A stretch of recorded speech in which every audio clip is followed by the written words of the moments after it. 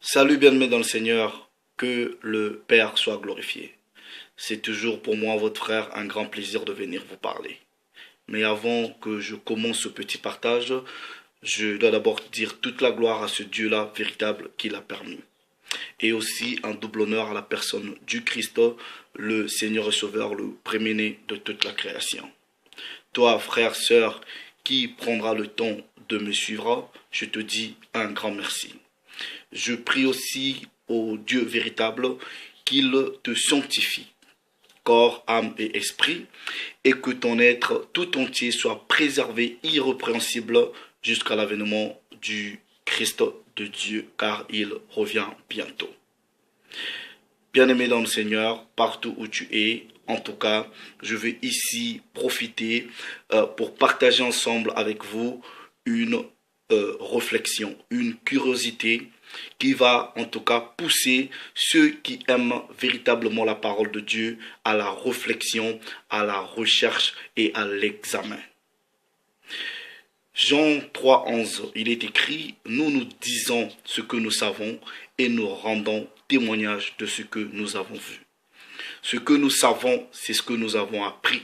Ce que nous savons, c'est ce que nous avons recherché. Ce que nous savons, c'est ce que nous avons étudié, examiné. Et nous venons rendre témoignage. Je veux ici parler du nom du Christ de Dieu. Dans la plupart des civilisations, dans la plupart des langues de ce monde-ci, le Christ de Dieu est connu, en tout cas, sous le nom de Jésus. Mais en tout cas, peu importe les différentes langues, cette racine-là de Jésus, vous la trouvez partout. Les Français diront Jésus, les Anglais diront Jesus. Mais vous savez, ce Christ de Dieu-là, cette personne de Jésus dont on parle, avait une nationalité, avait une origine, avait une langue. Et l'histoire de ce personnage et aussi la Bible nous prouve suffisamment que le Christ de Dieu, ce personnage-là, ce sauveur-là, était un Hébreu. Et la parole de Dieu va nous enseigner en disant que sur la terre des hommes, aucun autre nom n'a été donné aux hommes sur la terre pour qu'ils soient sauvés. D'où il y a une grande importance, en tout cas capitale, sur le nom même du Christ. Ceux qui ont étudié l'histoire de la Bible, ceux qui étudient la Bible, ceux qui étudient les cultures, surtout la culture hébraïque, vous devrez comprendre que les noms hébreux pour la plupart avaient une signification, avaient une importance attachée, disaient quelque chose. Les noms transmettaient un message. Et quand l'ange est apparu à la mère du Christ, il lui avait donné un nom en disant que l'enfant va naître, il s'appellera, en tout cas selon les Bibles actuelles, il s'appellera Jésus. Mais nous sommes conscients et nous savons très bien que Jésus, ce n'est pas son nom. Parce que la plupart des noms hébreux devraient refléter une nature derrière. C'est-à-dire la nature du nom du Christ, de ce Messie-là qui devrait venir, devrait refléter aussi la nature de sa mission. Et le nom du Christ, dans la langue hébraïque, selon sa signification, selon la nature qu'elle devrait dégager, c'était le Père, c'est-à-dire Dieu est le salut. Et ce Christ-là devrait être le salut pour son peuple qui était Israël. Donc le nom qu'il devrait porter devrait refléter la nature de la mission qui devrait venir pour accomplir. Nous sommes très conscients que le nom Jésus que nous utilisons aujourd'hui ne reflète pas la nature de la mission du Christ. Le nom que nous utilisons, ce n'est même pas une traduction, c'est ce qu'on appelle par une translittération. Ça ne reflète pas le nom original du Christ. Mais curieusement, cela ne dérange personne. En tout cas, la plupart de ceux-là qui vivent l'illusion de la religion, ça, ils ne sont pas dérangés. Mais ceux qui sont véritablement touchés par la vérité du Christ, ils font l'effort de vouloir se rapprocher, en tout cas, tant bien que mal, à l'original nom que le Christ de Dieu avait porté. Mais vous allez remarquer quelque chose. Si aujourd'hui, quelqu'un qui s'appelle Miguel en Espagne, s'il vient en France, on l'appelle toujours Miguel. On l'appelle toujours Miguel, même si la phonétique ou la prononciation change, mais c'est Miguel. Ça s'écrit pareil. Si cette personne vient en Angleterre, on l'appellera pas Michael. Non, on l'appellera toujours Miguel. Si quelqu'un en France, il s'appelle Jean, s'il vient en Angleterre ici, il ne va pas être appelé John. Ou s'il va en Espagne, il ne va pas être appelé Juan. Il sera appelé Jean.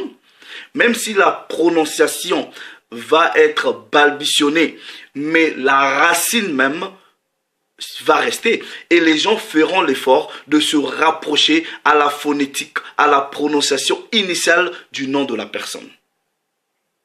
Si vous vous appelez Pierre, vous ne venez pas en Angleterre, on va pas vous appeler Stone. Non, on va vous appeler Pierre. Mais non. Beaucoup de théories, on va dire oui, c'est des traductions, mais toutes les traductions que ces gens-là ont fait, ils ont dénaturalisé le nom qui est rattaché à la mission de cette personne. Mais lui-même, quand il est venu, il avait donné une prophétie. Et c'est cette prophétie-là que je veux vous lire. Et c'est ce qui est accompli. Maintenant, vous regardez au travers les différentes civilisations du monde. Il y a différentes fois, différentes religions. Mais ce que vous allez remarquer, que le nom, par exemple, de Bouddha n'a jamais été changé. On n'a jamais utilisé une translittération ou une traduction du nom Bouddha dans la plupart des langues. Ça a toujours été Bouddha. Vous partez, par exemple, vous prenez le dieu Shiva. Vous retrouverez toujours la racine Shiva dans toutes les langues. Vous prenez le prophète Mohammed. À quelques exceptions, peut-être en français on dit Mahomet, mais dans la plupart des langues du monde, vous retrouvez toujours cette consonance, cette phonétique de Mohammed. Mais pourquoi seulement quand il s'agit du Christ, ils ont dénaturalisé le nom qui n'a rien à voir maintenant avec la signification? Vous pouvez même aller en Israël, les gens l'appelleront toujours Jesus ou Jésus. Lui-même, il a donné une prophétie. Et c'est sur cette prophétie que je veux m'arrêter ici, pour que tu réfléchisses. Je vais aller dans le livre de Jean, chapitre 5, du verset 43. Dans la version de la Bible de la liturgie, il est écrit « Moi », ça c'est le Christ qui parle, « Moi, je suis venu au nom de mon Père et vous ne me recevez pas. Qu'un autre vienne en son propre nom, celui-là, vous le recevrez. » C'est prophétique. Le Christ savait déjà même que son nom devrait être changé. Il savait déjà que son histoire devait être changée. quel est le Christ que tu as reçu? Ton amour pour ce Christ-là doit aussi être traduit par l'effort que tu dois fournir à aller dans l'histoire, à rechercher, à comprendre qui il est véritablement, comment est-ce qu'il a vécu, comment est-ce que les gens l'appelaient. Il est le salut de son peuple Israël. Et ce nom-là que nous utilisons aujourd'hui, Jésus, ne reflète en rien la nature de sa mission. Je vais m'arrêter ici pour te laisser réfléchir. Est-ce que tu penses qu'il est important que tu repars dans l'histoire, que tu étudies, que tu te rapproches plus ou moins à comprendre quel était le nom original, le véritable nom que le Christ avait porté? Parce que ce nom-là reflète la nature de sa mission. Si tu penses que ce n'est pas important, le choix est le tien. Proverbe 19:2. Le manque de connaissance n'est bon pour personne. Salut les amis.